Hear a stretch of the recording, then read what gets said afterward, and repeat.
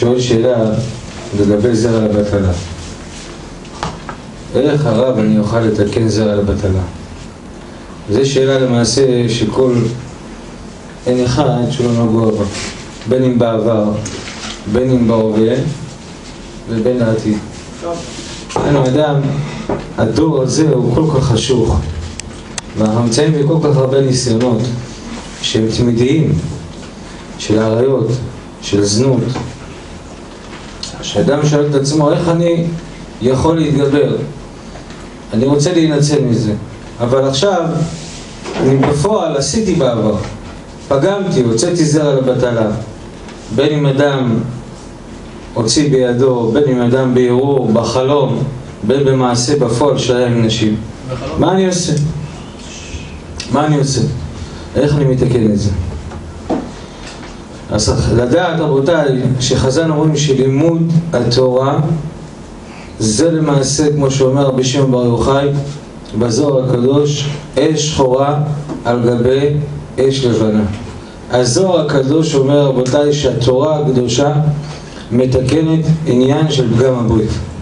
אם תהגה בתורה ואדם משתתף בשיעורי תורה כמו שאתם עושים פה ואתה נמצא בשיעור תורה, מה קורה בשיעור תורה? שאדם לומד חברותה כמו שאתם ברוך השם משתדלים והוא אריה בתורה, משתדל, מנסה לפצח סוגיות, מנסה להבין מה הרב קורא עכשיו בשיעור עם הגמרא, מפעיל את כל החושים שלו, את כל המאמצים להקשיב, להבין. רבותיי, איך נוצר זרע לבטלה? מאיפה זה בא? שאדם, כמו שהתורה אומרת, ולא תטורו אחרי לבבכם ואחרי עיניכם. למה? כי כשאדם רבותיי פוגם בעיניים ורואה דברים לא טובים, דברים של זימה וניאוף, שלצערנו היום עם הדור שלנו זה בקליק אחד, לא צריך הרבה. סיגרה בחלום. לא צריך הרבה רבותיי. בעבר אדם, הגמרא מביאה שאחד רצה לחתום, הלך, חצה 7 נהרות, 7 ימים ויבשות והרים עד שהגיע לאחד. לא צריך היום, לא תחצה לו נהרות ואל תחצה שום דבר. וזה מה שאומר רבותיי הקדוש ברוך הוא, אם מסתתר איש במסתרים ואני לא, אין לו נאום השם. היום רבותיי, בעבר אדם היה רוצה לנצל מנחית, מה הוא עושה? מסתגר בחדרי חדרים. איך היה בבא אלעזר? סגור, זהו, לא רואה כלום. בבא סאלי, סגור, אין נכנס, אין יוצא. לא נכנס, בכנסת מערה תת קרקעית, לא מנותק מהכל. היום רבותיי, היום חז"ל אומרים מה שבעקבתא דמשיחא טומאה באוויר. מה זה טומאה באוויר? אז כמו שאמרנו בסייעתא דשמיא באחד השיעורים, טומאה באוויר. היום היצר הרע נתן לנו את הווי-פיי, יש לך אינטרנט אחותי. טומאה באוויר רבותיי, טומאה באוויר, מה הבעיה? אתה עובד בטלפון תיק, אפה נקלט, אתה בפנים חובר באוויר, באוויר. כמובן כמו שאמרנו שכל דבר אדם יכול לנתב אותו בין לקדושה בין לא לקדושה, נכון? נתב את עצמך, נתב. הבנתם רבותיי? אז אדם היום נמצא בחדר חדרים במסתרים, יש לו קליק אחד והוא ביעבוד הטומאה. בעצם אמר לו בר שלי מדליק סיגר קובאני מעליו, עושה עיגולים, ואומר לו אח שלי גלוש, קח את המקלול ותגלוש, גלוש, זרום אח שלי, כנס. כמה צריך להיזהר מזה רבותיי. אז אדם אחרי שגלש ונמצא בכל מיני מקומות כאלה, נמצא בכל מיני מקומות, מה קורה איתו עכשיו? שהוא נכנס לישון או שהוא קצת עם עצמו מה שנקרא, מגיע לזרע לבטלה. מאיפה בא לו הזרע לבטלה? מכל מה שהוא הרהורי ליבו, מה שהוא ראה עכשיו, הדמיון, כוח הדמיון שלו מפעיל מעט המוח בדמיון. ואיפה משקל הנשמה של האדם? זה במוח רבותיי.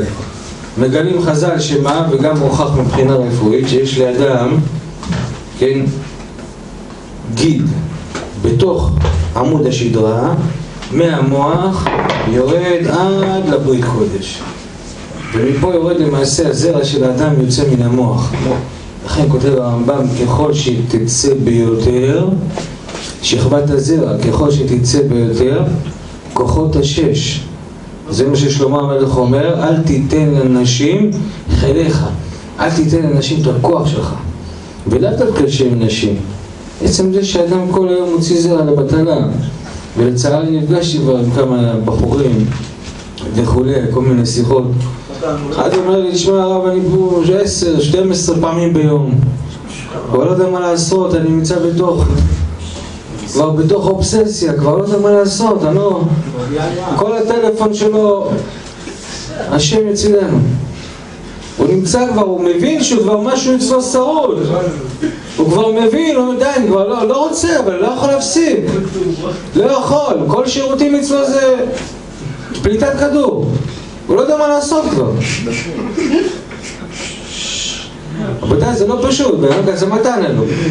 מה תגיד לו? אם לא תורה, רבותיי? אם לא תורה, רבותיי? זה בעיה. אדם, רבותיי, שלומד תורה, ואתה משקיע את הלימוד שלך, עכשיו מנסה להבין את הסוגיה, מה אתה מפעיל? את המוח, את הדעת שלך, את המוח. איך פגמת בפגם הברית? ממה זה בא? ממה שאדם יראה, יורה ליבו, נכון? מערער עכשיו, מפעיל את המוח, עולם הדמיון. עולם הדמיון שלך, אתה מפעיל את הדמיון, ואז למעשה, אדם בדיוק, אדם ראה עכשיו איזו תמונה שמצדנו, ומה קורה איתו? התמונה הזאת יושבת לו במוח, ועכשיו עולם הדמיון, הוא מדמיין ומדמיין ומדמיין. על זה הוא פוגם. בכוח התורה, שאתה עכשיו מפעיל את הראש, ומה הרב הוא כבר מתכוון, ומה אביי אומר, ומה רבי זרע, ומנסה להבין מה כוונת הגמרא, אתה מפעיל את כל המערכות, את כל השכל שלך, את כל המוח, את הדעת של האדם. וזה התיקון הכי גדול בפגם הברית, שאדם ברוך השם עוסק בתורה. מעבר לזה, ודאי אדם יוכל ללכת לטבול במקווה, דבר טוב ינקה את עצמו. לטבול במקווה טהרה, מקווה טהרה, יעשה מקווה טהרה, רבותיי. ואם יוכל לקראת תיקון הכללי, ודאי זה דבר טוב, מה שתיקן רבי נחמן מברסלב, 10 מזמורי תהילים, שהם למעשה יש בהם דרך מסוימת לתקן את נשמת האדם, ודאי וודאי טוב בפגם הברית. אבל לדעת, אם לא תהיה מחובר לתורה הקדושה ולא תעסוק בתורה הקדושה, כל הסגולות הן יפות. אבל בלי תורה אין לאדם שום כוח לעמוד מול יצר הרע. הקדוש ברוך הוא אומר, בראתי לכם יצר הרע, בראתי לכם תורת לבלים. לא יעזור, לא יעזור. נתתי לך את התורה, תצמד לתורה, תצמד. כי בלי התורה איך תצליח? איך תצליח לשמות הברית? חייב אדם להגות בתורה, שיעור תורה, לא לוותר לעצמך.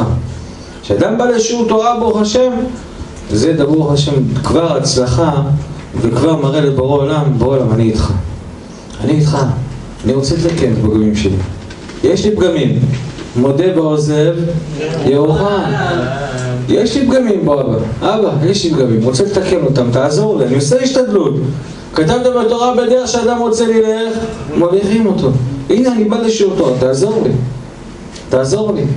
ורבותיי, המילים האלה, התפילה הזאת, התמימה הזאת, השם יתברך, פותחת לאדם את כל שערי הקדושה והטהרה, להתקרב לשם, לדעת שפגם הברית זה לא טוב, גם זה מסוכן מאוד לאדם, גם מבחינה רפואית, שמה כוחות השש, הרמב"ם כותב, זקנה קופצת עליו, פוגע בראייה גם, פוגם בראייה שלו, רבותיי. עיניו נחלשות, רבותיי, העיניים נחלשות, אין כוח ראייה. הבנתי, רבותיי? שערותיו עפות לבן. זה לא פשוט, זה לא פשוט, רבותיי. כל הדברים הרעים. אתה רואה היום בני 15, בני 14,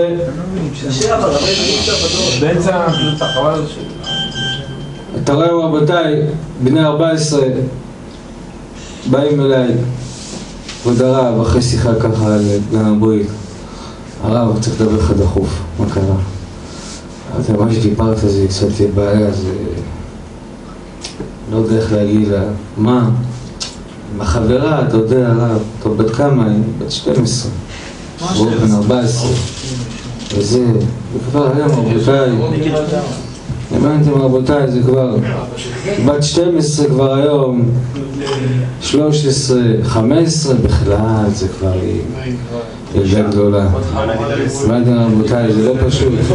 אדם רבותיי, תבינו, אתה נמצא בדור כזה חשוך, דור כזה חשוך, ואתה שאתה בא להגות בתורה הקדושה, כמה השם אוהב אותך, כמה השם מעריך, כמה השם רבותיי מעריך את מה שאתה עושה, את ההשתדלות שלך. השם מעריך אותך, זה לא פשוט. אז לדעת, להתחזק ועוד פעם להתחזק, ובעזרת השם